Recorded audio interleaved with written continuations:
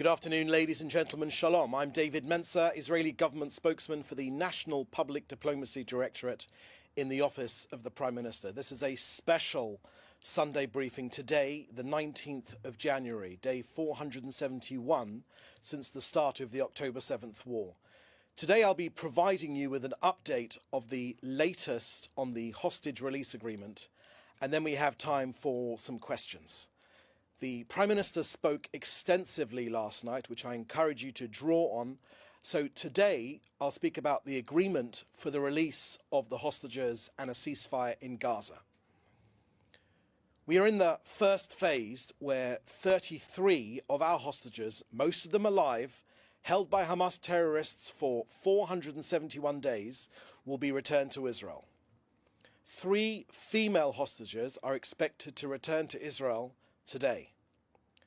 Israel will confirm this to be true when they are back in Israel and their identities can be confirmed. Last night, the Prime Minister held a security assessment. The list of the hostages was not received at the agreed time. As such, the ceasefire, which was to take effect at 8:30 a.m. this morning, did not take place until 11:15 a.m. once the Hamas terror organization passed on the names to the mediators. We request all media not to circulate the details of the list and to act with due caution to safeguard the privacy of the families. We will update you with reliable information as soon as relevant. I can also confirm that Israel's armed forces have rescued from Gaza the body of fallen IDF soldier, Staff Sergeant Oron Shaul. Hamas held his body since 2014. His family have, of course, been notified. The number of Israeli hostages in Gaza now stands at 97. As to next steps, in addition to the majority in the government, a majority in Israel, together with all of the branches of Israel's security forces, the IDF, the ISA and Mossad, all of which have supported this agreement, the Prime Minister last night made clear that President Trump welcomed the agreement and rightly emphasized that this is the first stage of the agreement and this is a temporary ceasefire. That is what President Trump said, a temporary ceasefire. Ahead of the next stages of the agreement, Israel retains significant assets in order to return all of our hostages and in order to meet the objectives of this war.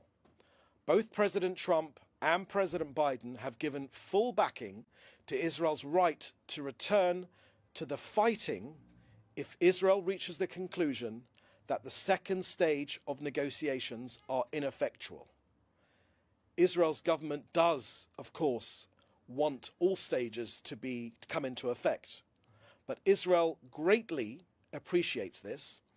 The Prime Minister also said he greatly appreciates President Trump's decision to lift the remaining restrictions on providing vital weapons and munitions to the State of Israel. There should be no doubt, however, if there is indeed a need, Israel will return to fighting with great force. We will not give up until all the goals of this war are met. The return of all of our hostages, the removing of the Hamas terrorist regime in Gaza, and eliminating the threat to our citizens.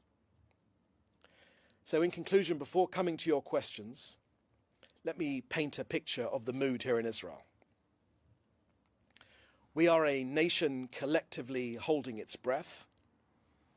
At the thought of 3 of our precious daughters of Israel coming home, we are a nation consumed by the plight of our hostages. We find ourselves all at once elated, while at the same time dreading outcomes. Why? Because we've heard from the mouths of those who have already returned accounts of rape, of torture, of dungeons. For Israelis, this is an emotional roller coaster. It is simultaneously relief, it is joy, it is dread, it is apprehension, it is trepidation, and the knowledge that after 471 days, how can they be? held by monsters. This is the collective emotion here in Israel today. We fear for those who will not come home alive, that some are wounded, and of course the families that did not live to see their loved ones come home. It is a moment of tears, it's a moment of love, but most of all, it is a moment of humanity. And we are waiting. That's the end of our briefing today. I will now take your questions. Please put your questions in the chat together with your news outlet, and we'll take a couple. Okay, first question here from Reuters. Alexander Cornwell from Reuters.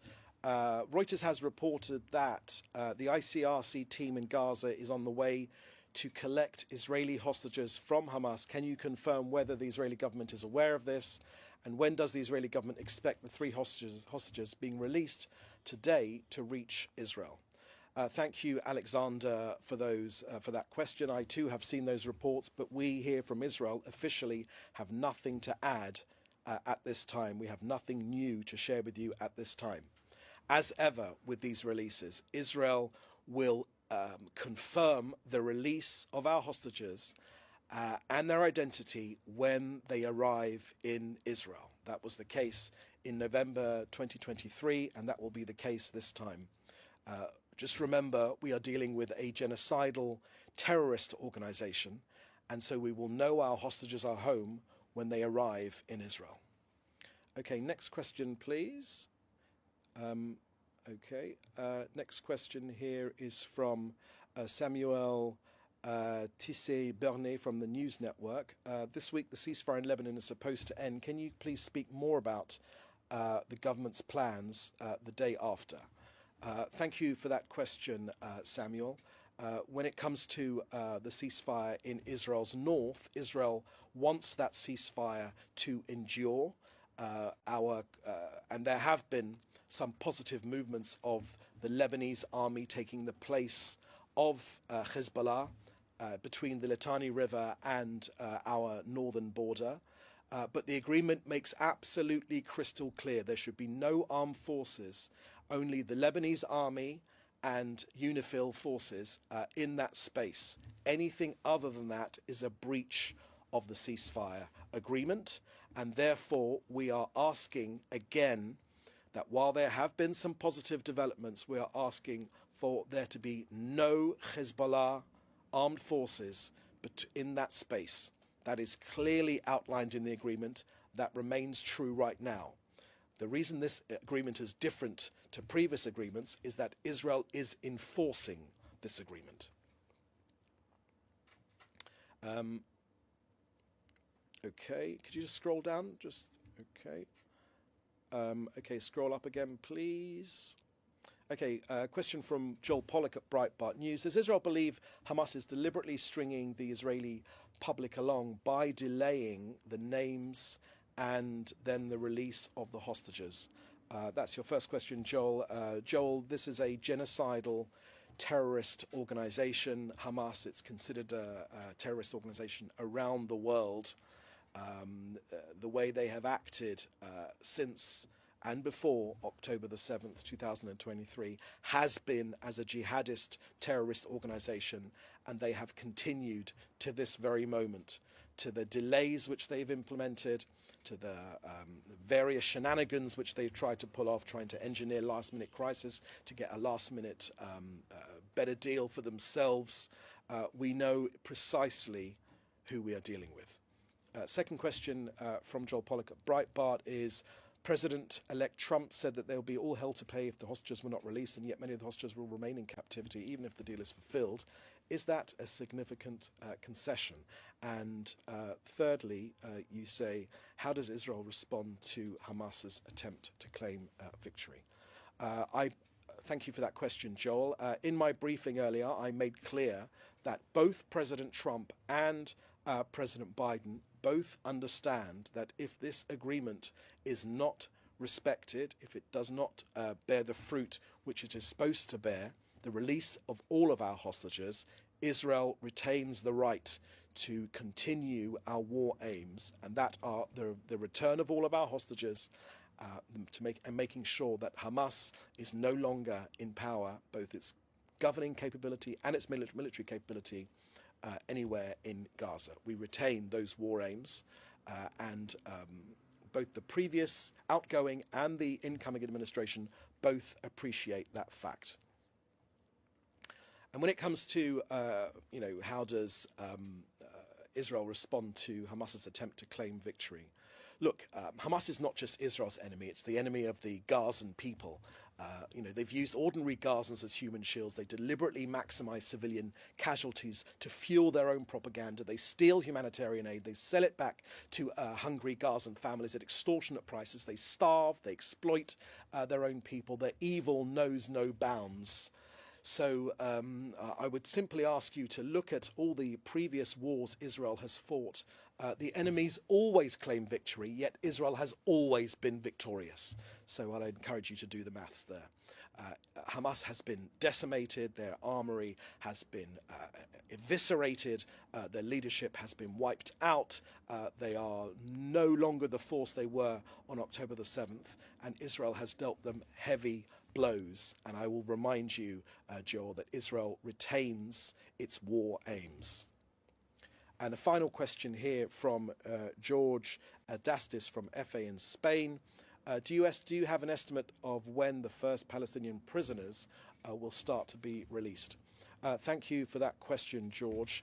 I've seen the Israeli Prisons Authority just put out a statement to that effect.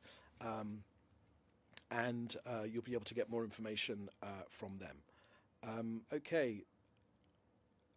Another question here from Annabelle Timsit from the Washington Post. What's the Prime Minister's Office response? Okay, I've answered that question already.